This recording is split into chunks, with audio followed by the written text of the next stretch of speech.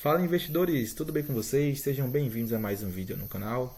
Hoje nós iremos iniciar o acompanhamento mensal do KNRI11, que é um fundo imobiliário do setor de escritório e logística, então meio híbrido ali, e que é gerido pela Quineia, tá? Antes de nós virmos aqui para o relatório gerencial do mês de maio de 2026, vamos fazer aqui um raio-x do fundo que a gente sempre faz, né? Então, o KNRI11 está sendo cotado a R$ 150,80, tendo um dividend yield de 8,31%, um PVP de 0,92%, ou seja, ele está aí com 8% de desconto em relação ao seu valor patrimonial normal e tem uma liquidez média ali de 10 milhões de reais negociados no dia, tendo uma variação positiva de 13,79% nos últimos 12 meses e do último topo para cá já caiu 10%, tá? O que será que está acontecendo aqui? Vamos puxar no relatório gerencial. Então, no relatório aqui de maio, o gestor nos diz que foi concluída a expansão do CBRE e teve uma área adicional aqui de 140 metros quadrados na Torre Cristal. Eles também tiveram a alocação de 3 conjuntos ocupados pela Sener Stepla e desta mesma torre, que encerrou o mês com aproximadamente 98% da sua ocupação.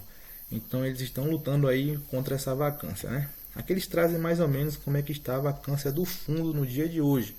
Então agora nós estamos depois dessa movimentação com 4,09%, antes tinha 4,20%, e a vacância financeira ela estava antes em 5,41% e agora está em 5,39%.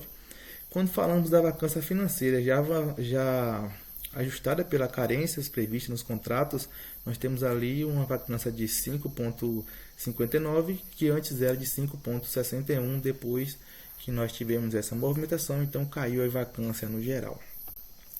Eles informam que no dia 6 do 15 dos 6, acontecerá realizado o pagamento de 1,10 por cota aqui, para quem dormiu com as cotas no dia 29 dos 5.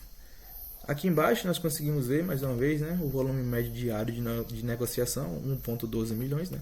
Aqui tem uma diferenciação um pouco, mas deve ser porque quando liberou esse relatório gerencial para cá, né, já tem essas alterações. Nós temos um pouco mais para baixo, desculpa, a carteira imobiliária do fundo, a receita por estado, 67% aqui em São Paulo, grande centro logístico do país, né? Temos aqui 16% no Rio de Janeiro e 16% em Minas Gerais. A receita por tipologia. Lembra que eu disse que ele era um fundo de escritório que tinha participações logísticas? Então, é um fundo que tem praticamente 60% da sua carteira focada no setor de escritórios e apenas 40% no setor de logística.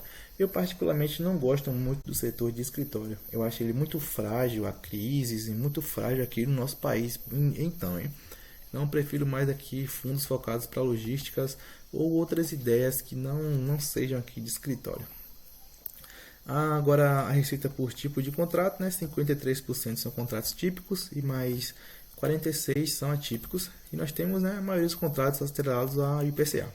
Geralmente os fundos estão fazendo agora a indexação dos seus contratos pelo IPCA, porque o IGPM já está caindo mais de uso.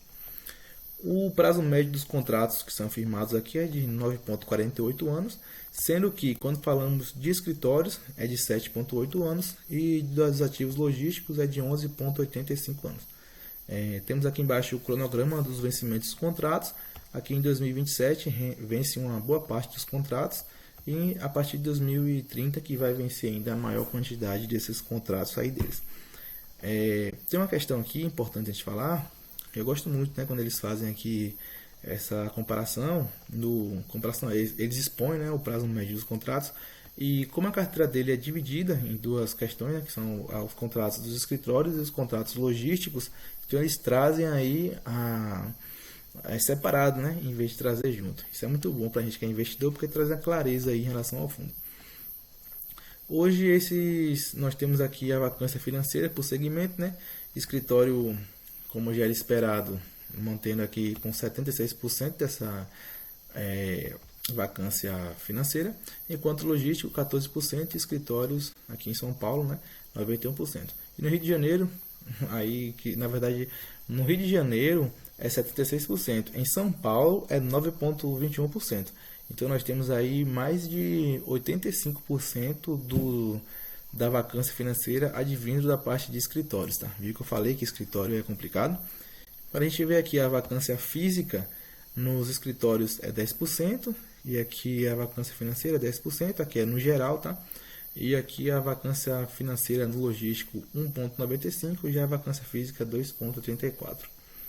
Eles falam que tem mais de 150 inquilinos, aqui trazem os setores dos inquilinos à exposição, e mais uma vez a exposição é geográfica, São Paulo, Rio de Janeiro e Minas Gerais.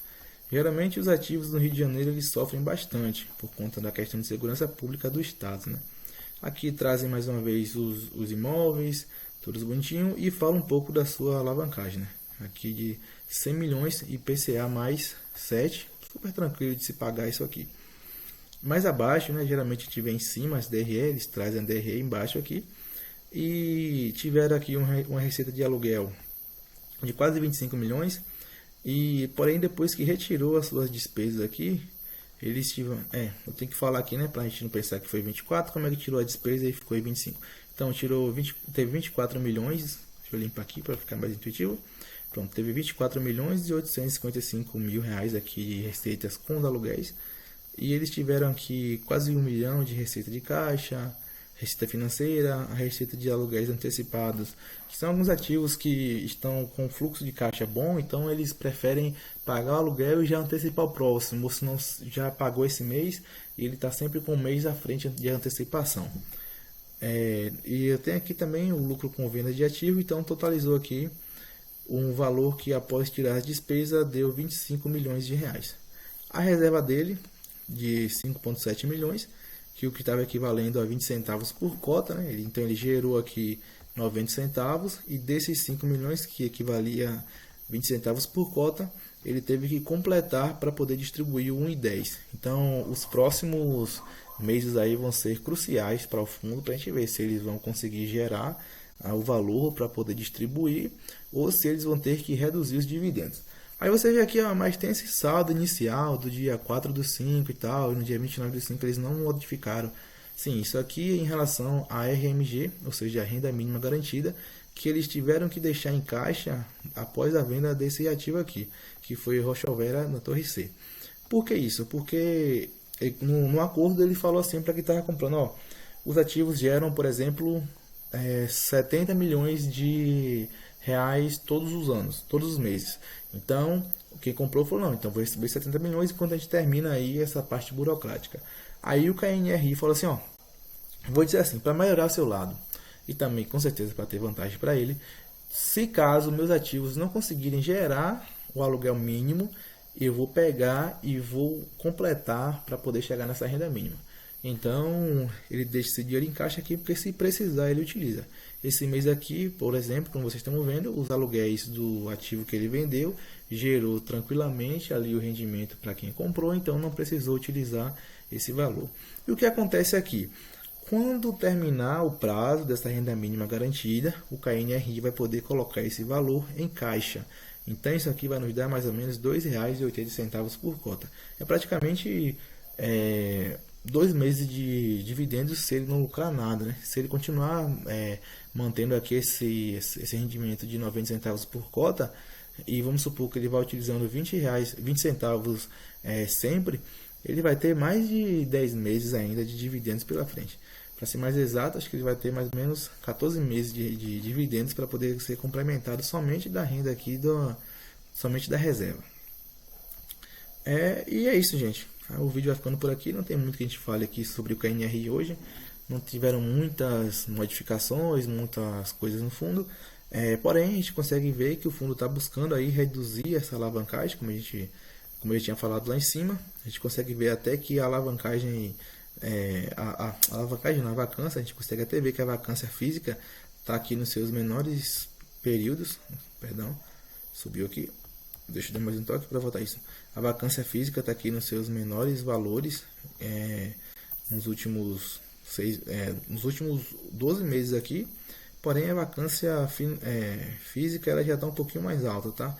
Não está na banda inferior, né, que foi 3,86, mas também não está na banda superior, que foi ali 6, que foi 4,49. Então ele está na média aqui, né? Os caras estão lutando para poder diminuir essa vacância e aumentar o rendimento. Fora isso, esse foi o vídeo, espero que vocês tenham gostado. Como eu falei, né? Hoje nós iniciamos o acompanhamento mensal aqui. E se inscrevam no canal para que a gente possa continuar crescendo aí. Não se esqueçam também que esse vídeo não é recomendação de compra, nem de vídeo, nem de venda. Até a próxima.